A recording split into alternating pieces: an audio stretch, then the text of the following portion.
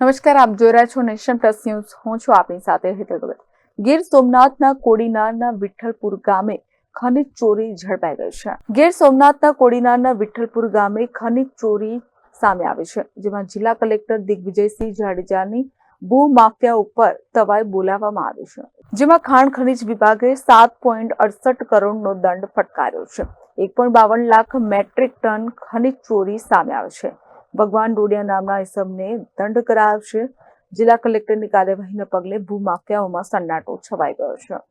Mahesh Dodiya, nation plus news, Gir Somnath. સમાચારોના સતત update મેળવવા માટે અમારી નેશન પ્લસ ન્યૂઝની યુટ્યુબ ચેનલને સબસ્ક્રાઇબ કરો, બેલ આઇકન દબાવો અને જોડાયેલા રહો ફેસબુક, ઇન્સ્ટાગ્રામ અને ટ્વિટર પર.